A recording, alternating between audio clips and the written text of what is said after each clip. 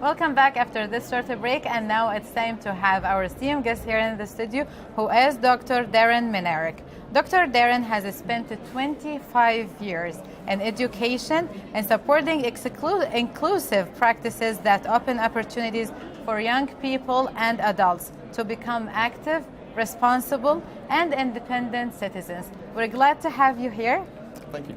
And I didn't mention that you are Associate Professor at School of Teacher Education and Leadership at Radford University. At the beginning, I know that you are going to deliver a workshop or a session tomorrow, inshallah. It's going to be entitled Supporting Independence Through Self-Determination and Inclusion. At the beginning, let me ask you this question. To what level can people with disability reach this independence?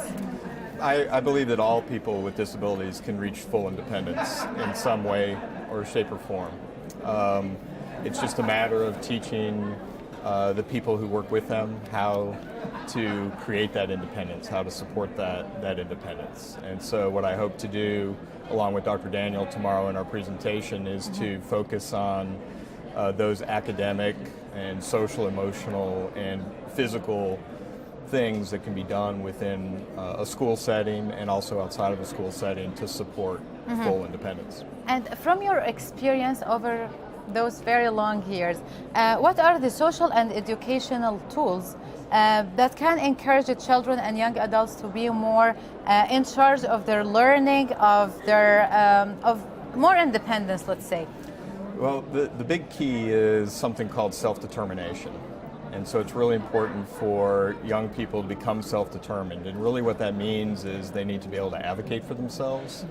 They need to understand what is their disability, what their needs are, what their strengths are. That's really important. If a person with a disability only focuses on those things that they cannot do, or if the people around them only focus on those things that they cannot do, they end up not being able to do very much.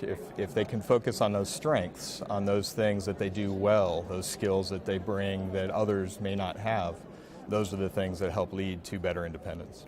Very true.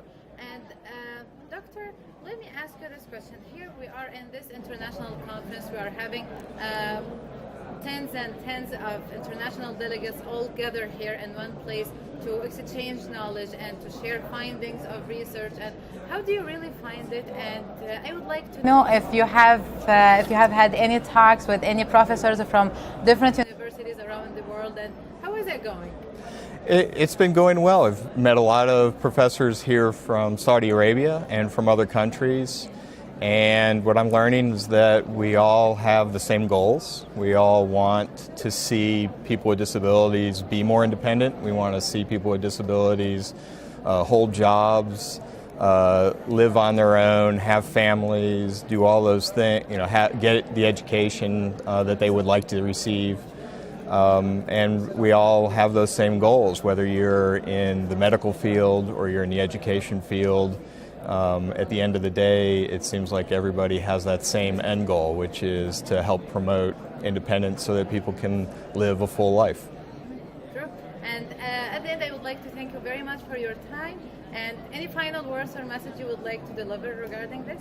I'm really happy to be here, and I feel fortunate to be invited, and I'm excited to share what I've learned as a researcher and a professor in the field, and I hope to meet others while I'm still here at the conference. Inshallah. Wish you all the best of luck, inshallah, with the representation tomorrow, and I'm sure that it's going to be great.